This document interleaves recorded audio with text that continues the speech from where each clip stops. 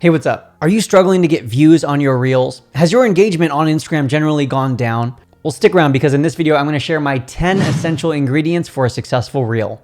Number one, first and foremost, always use closed captioning on your Reels. Depending on what study you look at, roughly 60% of Instagram users watch on mute. That's very different than here on YouTube, where most people are going to be watching with their sound turned on. On Instagram, it's not the same. And so you need to add closed captions onto your own videos. Instagram has been working on an automatic closed captions feature, but I'm gonna be honest with you, adding your own closed captions can be an even better option because then you guarantee what the closed captions say are actually what you spoke. And number two, you can make the text of the closed captions more engaging than just the basic automatic generated closed captions. The easiest way to add closed captions to your Instagram videos is just to use the captions sticker that Instagram provides. But if you don't have access to that or can't figure out how to use it, I also recommend using the Captions app or the CapCut app. My second tip for you is to have a cut every 2 seconds. This is sometimes referred to as the 2-second rule. And if you watch any movie or TV show, they follow the same principle. Every 2 seconds, there's a cut, a transition. The camera angle is changing. The background is changing. The lighting is changing. The clothes are changing. The person speaking is changing.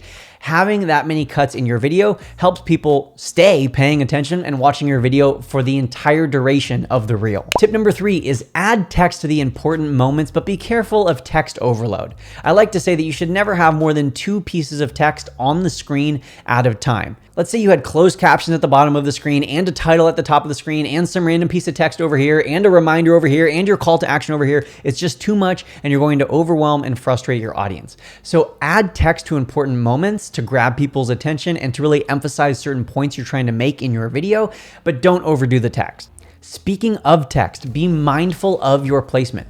Don't put any text or anything important at the very top or the very bottom of your video. Be mindful of the sides and honestly, try to keep everything in the center 4x5 rectangle. Also be mindful of the placement of different text based off its purpose. Titles, headlines, and labels generally go above the person speaking in the video, while captions, subtitles, and other information generally go below the person speaking. My 5th tip is that trending songs and popular audios can be helpful for getting more views and reaching more people, especially if you get ahead of the trend and you use it before it blows up, but they're not necessarily the best thing.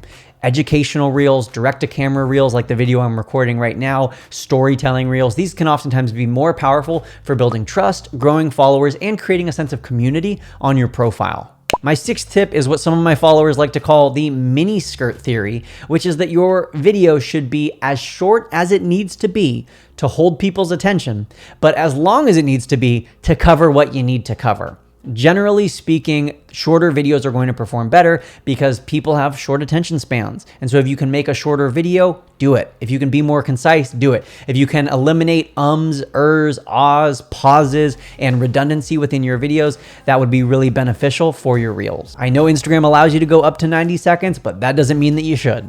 My 7th tip is to level up your overall quality with better lighting, with better microphones, with better editing and transitions. These aren't absolutely necessary for your reels, especially when you're first getting started. But as you start to get better and as you start to reach more people and as you're trying to take your reels to the next level, consider adding things like a microphone, advanced lighting, or even hiring an editor to cut up your reels and put them all together. My 8th tip is to put more thought into your covers, also known as your thumbnails for your reels. Of course, this isn't going to make necessarily a drastic difference in your views or engagement, but over time, it can make a big difference on how your profile appears and how easy your followers can find your content in the future. My 9th tip is about your captions.